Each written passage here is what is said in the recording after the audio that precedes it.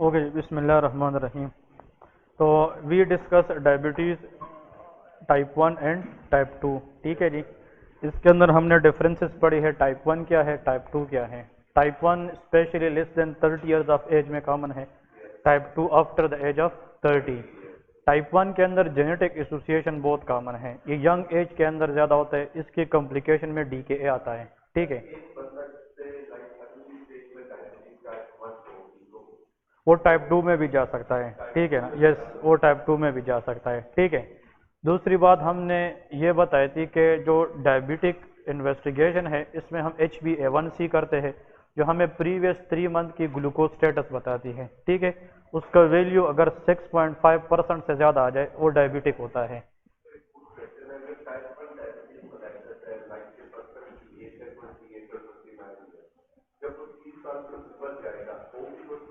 तो वो टाइप 1 ही होगी, टाइप 1 ही रहेगी। ठीक है, यस, ऑफ कोर्स।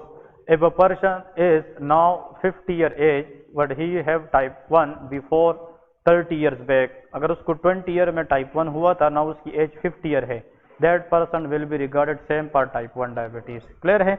मैं सिर्फ ऑनसेट की बात करता हूँ कि जो टाइप 1 की ऑनसेट है वो usual less than 30 year age में, और जो टाइप 2 की ऑनसेट है वो ज़्यादा 30 ईयर एज में आती है। टाइप 2 के अंदर ज़्यादा लोग ओबीज होते हैं, ओबेसिटी के लोग आते हैं। टाइप 1 में ओबीज लोग नहीं होते, वो लीन इंटेन होते हैं। लाइफस्टाइल मॉडिफिकेशन, आप एज अ डॉक्टर काम करते हैं क्लिनिक में या घर में, कोई बंदा डायबिटिक है, आप उसको सबसे पहले लाइफस्टाइल मॉडिफिकेशन बताएंगे। लाइफस्टाइल से मुराद ये है, उसको कहे कि आप रेगुलर एक्सरसाइज करें, ठीक है, टेंशन अवॉइड करें, स्ट्रेस अवॉइड करें।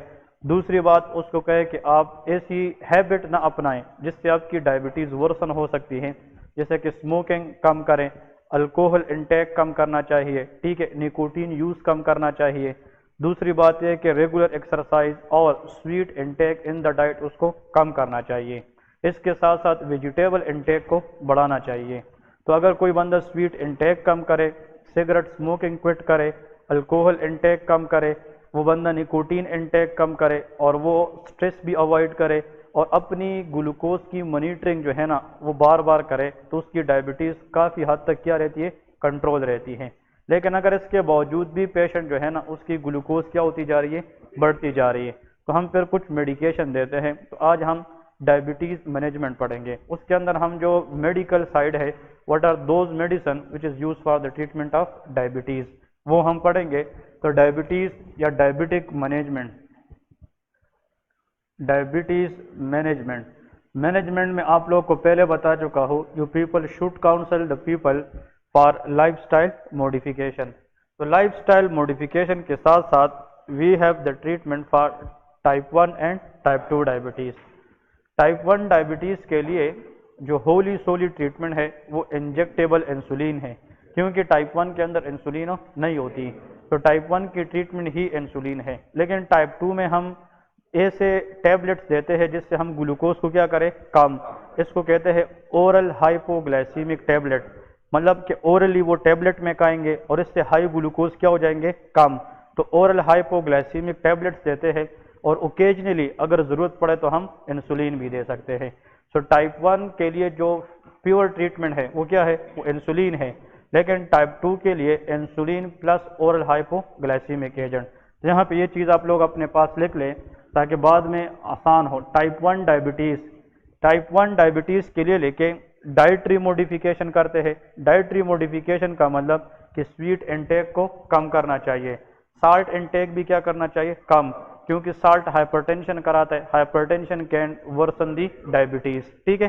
तो डाइटरी मॉडिफिकेशन, डाइटरी मॉडिफिकेशन इन लोगों को ये भी बताते हैं कि लेट नाइट तक आप लोग ना जागते रहे, प्रॉपर स्लीप करें।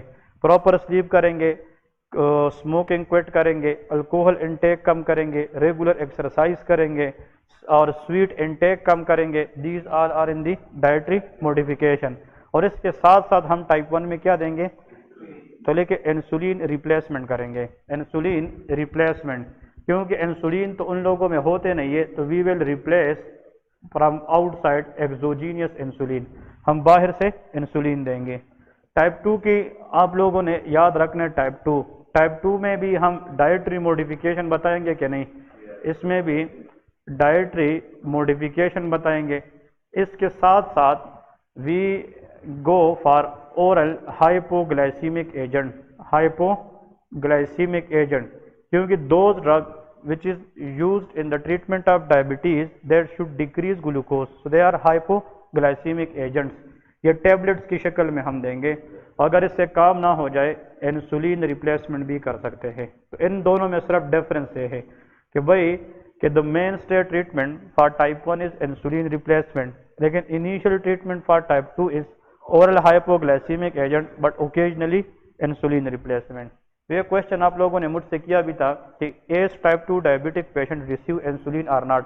Yes, they can receive if their glucose very high. ठीक है, पहले तो हम बात करेंगे इंसुलिन पे।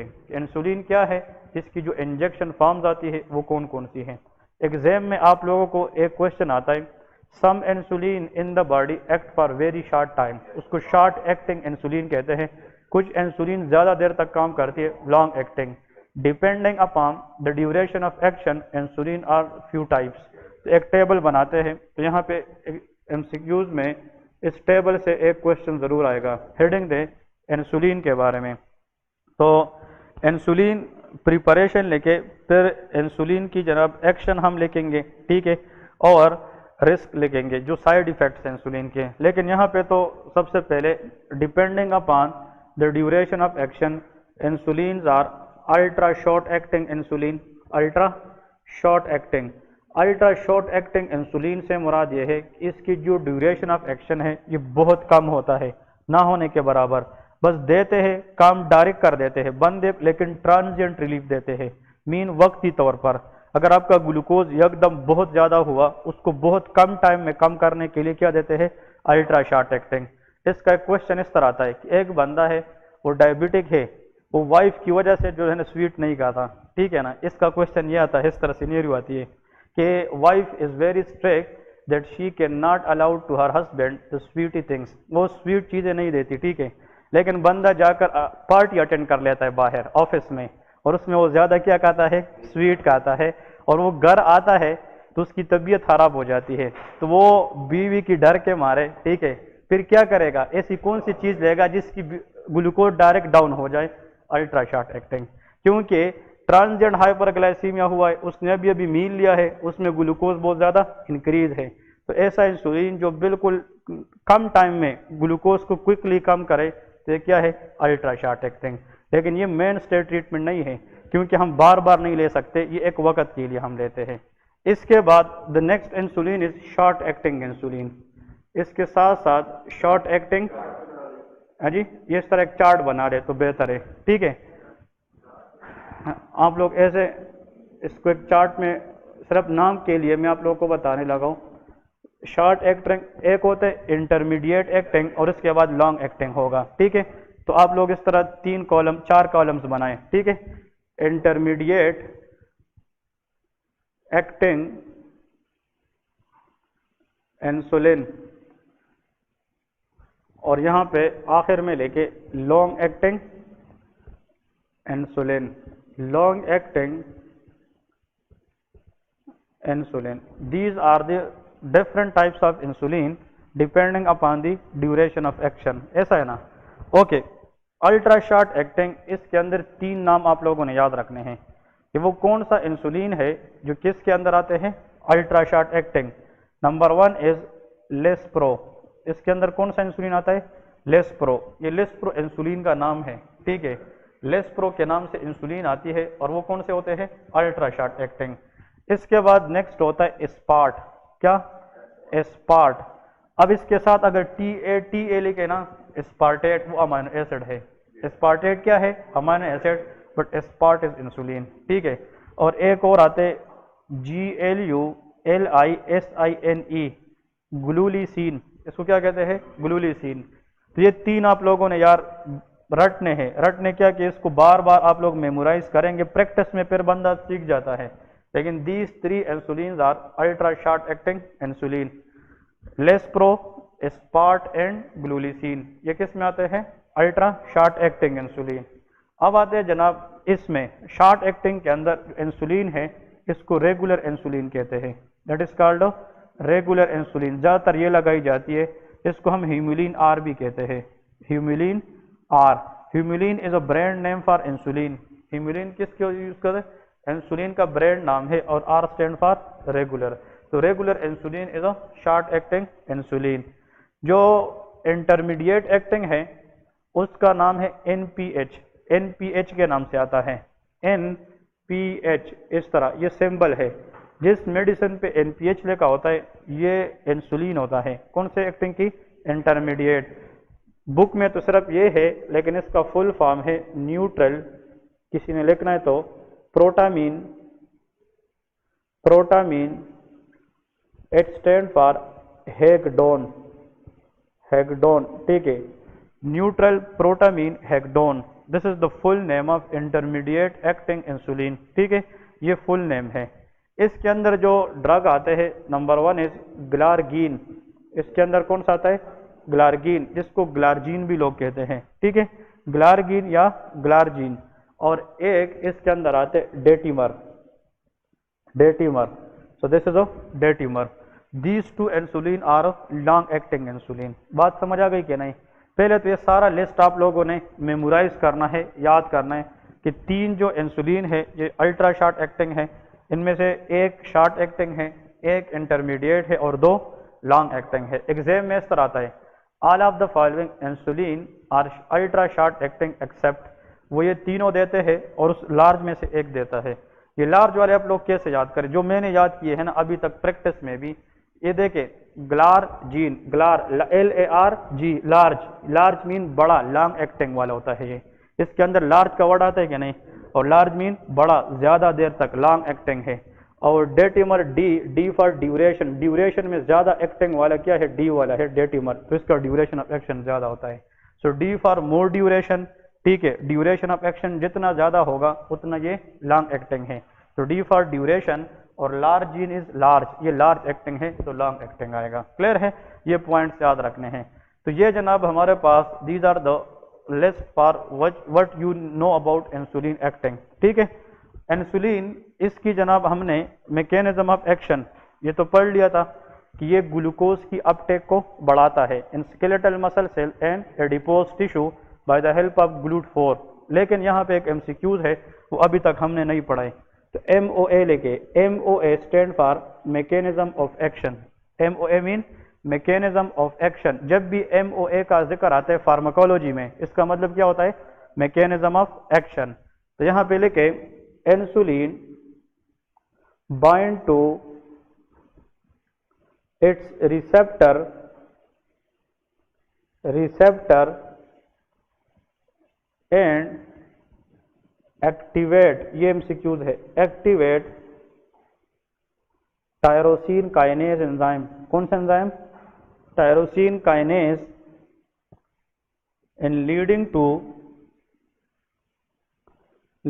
To glucose uptake in the cell and you know skeletal muscle cell and adipose tissue. ये MCQs बहुत इंपॉर्टेंट है। इंसुलिन जब तक टायरोसिन काइनेज को एक्टिवेट ना करे तब तक GLUT4 के जरिए हम ग्लूकोज को अंदर नहीं कर सकते। इधर एक इसका कंसेप्ट है, this is a cell for example, ये सेल है, इस सेल पर for example this a substance A want to work on its receptor. बात समझ आ गई? ये सेल जब पहले से मतलब इस तरह पड़ा है, इसको बाहर से कोई स्टिमुलस नहीं है, इस सेल को स्टिमुलस कौन देगा? ए। ये ए सब्सटेंस कुछ भी हो सकता है, ड्रग भी हो सकता है, हार्मोन भी हो सकता है, जो भी है। अगर ये ग्रोथ हार्मोन है तो ये इस सेल से कहेगा कि आप बोन की लेंथ को क्या करे? बढ़ाए। अगर ये इंसुलिन है तो वो कहेगा बाहर से ग्लूकोज को अंदर करे। तो इसका मतलब ये ए सब्सटेंस कुछ भी हो सकता है। और हर एक का अपना एक मैसेज है कि नहीं, या सबका सेम मैसेज है? अपना मैसेज है। Anything which attach to the receptor first, इसको हम कहते हैं फर्स्ट मैसेंजर। इसको क्या कहते हैं? फर्स्ट मैसेंजर का मतलब कि पहला मैसेज लाने वाला बंदा ये है, फर्स्ट मैसेंजर, चाहे जो भी हो। इसने रिसेप्टर को एक्टिवेट किया, अब रिसेप्टर ने इंफॉर्मेशन किससे ले ली? ए से, फर्स्ट मैसेंजर से। Very good. अब ये मैसेज इसने अंदर लेके जाना है ताकि सेल से वो काम कराए जो इसने लाया है। लेकिन ये अदर फिर सेल के अंदर एक्टिवेट करेगा किस मैसेंजर को, सेकंड। तो फिर ग्रोथ हार्मोन का मैसेज अलग है, इंसुलिन का अलग है। अगर ये फॉर एग्जांपल कौन सा हार्मोन था, ग्रोथ, तो इस सेल के अंदर जो मैसेंजर एक्टिवेट होता वो साइक्लिक एमपी है। वो क्या है, cyclic AMP. This is a messenger present in the cell in the bones, और ये बोन्स को कहेगा कि तुम लेंथ में क्या हो जाए, बढ़ जाए। बात क्लियर है कि नहीं?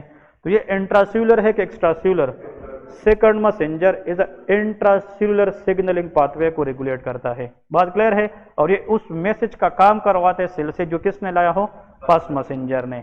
अब अगर फॉर एग्जांपल GLUT4 ट्रांसपोर्टर पे कौन अटैच हो जाए, इंसुलिन, तो इंसुलिन कौन सा मैसेंजर है, लेकिन वो एडिपोज सेल को कहेगा कि तुम बाहर से क्या ले लो, ग्लूकोज। ये करने के लिए ये अंदर किसको एक्टिवेट करेगा, टायरोसिन काइनेज। तो tyrosine kinase is a second messenger for insulin. ये इंसुलिन के लिए क्या है, सेकंड मैसेंजर है। ग्रोथ हार्मोन का सेकंड मैसेंजर क्या है, CAMP, साइक्लिक एमपी। ये बहुत इंपॉर्टेंट है। इसका मतलब जब तक अगर कभी कभार ग्लूकोज बाहर होते हैं ज्यादा, इंसुलिन भी आता है, अटैच भी हो जाता है, लेकिन फिर भी अंदर ग्लूकोज नहीं जाते, which hormone defective, tyrosine kinase. तो which hormonal system should be activate in the cell to uptake glucose from outside by the action of insulin, answer is tyrosine. तो MCQs याद रखिए, second messenger system for insulin action is tyrosine kinase। Clear है? यह question जरूर आता है। तो इसका मैकेनिज्म, अब पहले लेक्चर में तो सिर्फ ये पढ़ा था ना कि जो इंसुलिन है वो ग्लूकोज की अपटेक करता है, लेकिन इस लेक्चर में ये भी पता चला कि ये ग्लूकोज की अपटेक किस चीज से करवाता है, टायरोसिन काइनेज है। ये सेकंड मैसेंजर है फॉर इंसुलिन एक्शन। इंसुलिन तो फर्स्ट मैसेंजर है, लेकिन इंसुलिन की वजह से सेल में जो चीज एक्टिवेट होती है फॉर ग्लूकोज अपटेक, वो क्या है, टायरोसिन काइनेज है। याद रहेगा कि नहीं? ये पॉइंट्स सारे याद रखने हैं। ओके जी, अब नेक्स्ट पॉइंट आते हैं जनाब इसकी यूजेस के बारे में, इंसुलिन की यूजेस के बारे में, कि यूजेस आप लोगों ने याद रखना है। तो यूजेस तो आप लोगों को पता है, टाइप 1 में भी यूज होते हैं और टाइप 2 में भी। इंसुलिन इज रिप्लेसमेंट टाइप 1 के लिए भी हम करते हैं और टाइप 2 में। लेकिन अगर यहाँ पे एग्जाम में आ जाए ट्रांजिएंट हाइपरग्लाइसीमिया, एक बंदा है उसकी ग्लूकोज बहुत कम टाइम के लिए क्या हो गए, बढ़ गए, which insulin will be the best, ultra short acting insulin, ultra short acting insulin, इन तीनों में से कोई भी हो सकता है। ये अगर ट्रांजिएंट हाइपरग्लाइसीमिया मतलब किसी ने बाहर से स्वीट खा लिए और उसकी ग्लूकोज एकदम बढ़ गए और वो ग्लूकोज को बहुत कम टाइम में कम करवाना चाहता है, तो वो कौन सा लेगा, अल्ट्रा शॉर्ट एक्टिंग लेगा। ठीक है, नेक्स्ट यहाँ पे लेके सबसे इंपॉर्टेंट जो एमसीक्यूज आता है that is DKA। But DKA diabetic ketoacidosis, तो ये इमरजेंसी है कि नहीं? इस इमरजेंसी के अंदर हम सब कुटेनियस रूट अप्लाई करेंगे कि IV। The choice of insulin use for DKA in the IV route is regular insulin. ये क्या है, रेगुलर। हिमुलिन R, तो रेगुलर इंसुलिन। तो एमसीक्यूज ये है, which of the following insulin is the choice for DKA, answer is regular insulin. और अगर आ जाए कि कौन सा route, answer is IV, intravenous. The reason is इसकी बायो अवेलेबिलिटी सबसे ज्यादा है, 100% है, बताया था ना, इसकी बायो अवेलेबिलिटी 100% है। ठीक है जी, तो ये जनाब इसके इम्पोर्टेंट MCQs क्वेश्चन है। और अगर कोई ऐसा बंदा कि वो 24 आवर के लिए एक ड्रग लेते हैं, वो कहते हैं मैं दिन में एक गोली खाता हूँ, फिर नेक्स्ट डे जो है ना डायबिटिक ड्रग लेता हूँ, वो लॉन्ग एक्टिंग डायबिटीज। तो long acting diabetes work in the body for round about 24 hour. ये कितने घंटे के लिए काम करते हैं, 24 आवर के लिए। क्लियर है? लेके साइड इफेक्ट्स, इंसुलिन की साइड इफेक्ट्स देखें कि what is the side effect of insulin. The most common side effect of insulin that is hypoglycaemia. ये मैंने आप लोगों को बताया था, अगर हम इंसुलिन लगाते हैं इसलिए ताकि हाई ग्लूकोज को कम करे, तो अगर इसकी डोज बढ़ जाए तो ये नॉर्मल ग्लूकोज को भी कम कर देता है। So the most common side effect of insulin answer is hypoglycaemia. अगर डायबिटिक पेशेंट इमरजेंसी में लाया कि अपने फैमिली मेंबर ने और वो अनकॉन्शियस है, तो ऑलवेज रूल्ड आउट हाइपोग्लाइसीमिया कि मे भी इस डायबिटिक पेशेंट ने किसकी डोज बढ़ाई हो, इंसुलिन, और इंसुलिन ने नॉर्मल ग्लूकोज को भी कम किया हो। And if glucose is not reach to the brain for 90 second, patient become unconscious. तो hypoglycemia is the most common side effect of insulin. Clear है? इसलिए इंसुलिन देने के साथ साथ we have to monitor very closely glucose level, कि glucose कितना है। अगर ग्लूकोज नॉर्मल की तरफ आई है तो फिर अलग दूसरा शॉट नहीं लगाना चाहिए, अगर ग्लूकोज स्टिल हाई है तो फिर हम दूसरा शॉट लगाएंगे। क्लियर है? नेक्स्ट लिखे लाइपोडिस्ट्रोफी। लाइपोडिस्ट्रोफी इंसुलिन का जो नेक्स्ट साइड इफेक्ट है दैट इज लिपोडिस्ट्रोफी। इसको कहते हैं lipid derangement. Lipid derangement lead to swelling of the skin. Insulin आप लोगों ने ऐसे लोग देखे जो इंसुलिन इंजेक्शन लगाते हैं, तो वो एक जगह पे लगाते हैं कि मुख्तलिफ जगहों पे? ये मुख्तलिफ जगहों पे। रीज़न ये है कि एक जगह पे अगर इंसुलिन बार बार लगाई जाए, इंसुलिन इंजेक्शन यहाँ पे नियर बाई जहाँ पे इंजेक्शन लगाते हैं उसके साथ जो फैट्स है उसको अपनी तरफ खींच लेते हैं। तो अगर एक दफ़ा बार बार इंसुलिन वहाँ पे लगाए तो वहाँ पे सारे फैट्स क्या हो जाएंगे? इकट्ठे, और वहाँ पे एक स्वेलिंग बन जाएगा। क्या बन जाएगा? स्वेलिंग। इस कंडीशन को lipodystrophy. So which of the following side effect should be prevented? That is why insulin injection is injected in multiple sites. Answer is lipodystrophy. ये लिपिड की डिरेंजमेंट करता है, लिपिड को अट्रैक्ट करके near by area site of injection की area पे क्या कराता है? स्वेलिंग कराता है। तो इस साइड इफेक्ट्स को बचाने के लिए हमने इंसुलिन एक जगह पे लगानी है कि डिफरेंट जगहों पे? डिफरेंट जगहों पे। और नेक्स्ट देखे HSR, seen for hyper sensitivity reaction. कुछ लोगों को इंसुलिन से एलर्जिक रिएक्शन भी हो सकती है, क्योंकि ड्रग्स तो कोई भी हो वो एलर्जी करा सकती है। तो HSR mean hyper sensitivity reaction.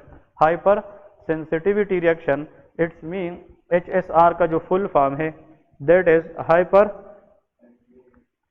Sensitivity reaction. इसको हम आम वर्ड में एलर्जिक रिएक्शन कहते हैं, लेकिन इंसुलिन से एलर्जी के चांसेस कम होते हैं। तो आप लोग लेके hyper sensitivity reaction from insulin is very rare. Rare mean कम। इस एक बात से आपको लोग को काउंसल कर सकते हैं। लोग कहेंगे यार मैंने इंसुलिन नहीं लगानी, ऐसा ना हो कि मुझ पर एलर्जी आ जाए। आपको काउंसल करना चाहिए कि यूजुअली पाकिस्तान के अंदर इंसुलिन से एलर्जी के चांसेस कम हैं। अगर आप ये चीज़ बताएंगे तो शायद वो माने और वो फिर इंसुलिन इंजेक्शन लगाए। जी ओके, गुड क्वेश्चन। अगर हाइपर सेंसिटिविटी रिएक्शन हो तो फिर हल क्या है? ठीक है, आप लोगों ने पहला आंसर ये बताना है, the hyper sensitivity reaction chance is none, ना होने के बराबर। ये सिर्फ थ्योरेटिकल बात है, ये प्रैक्टिकली लोगों में नहीं होता, इसलिए तो वर्ड क्या है? रेयर है। क्लियर है? फिर भी अगर हो गया तो किसी को, और पेशेंट डायबिटिक है, तो उसको हमने उस इंसुलिन की डोज कम करनी है। क्या करनी है? डोज। और उसको डाइटरी मॉडिफिकेशन पे ज्यादा काउंसल करना है कि भाई जो चीज आप